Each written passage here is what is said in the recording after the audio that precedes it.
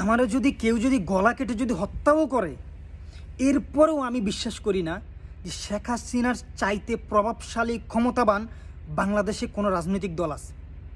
আমি এটা বিশ্বাস করি না। শেখ হাসিনার মতো হ্যাডামওয়ালা মানুষ বাংলাদেশে দ্বিতীয় কেউ ছিল কিংবা আছে, এটা আমার যদি মারতে মারতে মারতে মারতে মেরে ফেলা হয়, এরপর আমি বিশ্বাস করব না।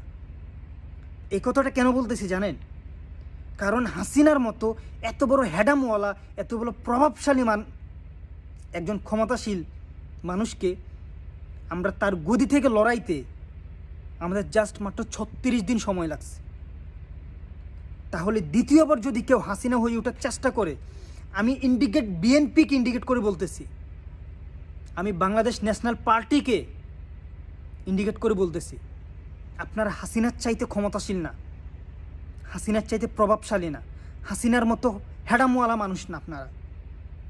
তো যেই হাসিনারে আমরা সরাইতে বাংলাদেশের আমজনতা, সাধারণ ছাত্র জনতা, সাধারণ মানুষ জাস্ট 36 ডে সময় লাগছে, আর আপনাদেরকে সরাইতে 36 আওয়ারও লাগবে না। কিন্তু মনে রাখেন, আপনারা তো হাসিনা হয়ে উঠতে পারবেন না কোনো দিন।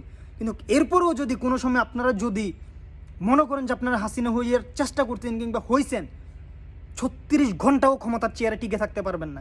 আমি চ্যালেঞ্জ করতেছি, হাসিনার মতো হয়ে উঠার চেষ্টা করেন না। দলকে কন্ট্রোল করেন জনাব তারেক রহমান স্যার, দলকে কন্ট্রোল করেন। এত বড় দল গঠন করার কোনো প্রয়োজন নাই যে দল আপনি কন্ট্রোল করতে পারেন না, আপনার কন্ট্রোলের বাইরে চলে যায়। এত বড় দলের কোনো প্রয়োজন নাই। অল্প মানুষ নিয়ে থাকেন, সুন্দরভাবে থাকেন, সুশৃঙ্খলভাবে থাকেন, উশৃঙ্খলগিরি করিয়েন না। ওই যে বলে না, দুষ্ট গরুর চাইতে শূন্য গোয়াল অনেক ভালো, এটাই মাথায় রাখেন।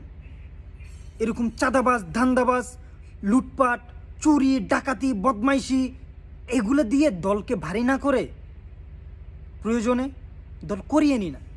আর নয়তো বা যদিও করেন, অল্প কিছু সংখ্যক দিয়েই আপনি ক্ষমতায় বসতে পারবেন যদি জনপ্রিয়তা অর্জন করতে পারেন।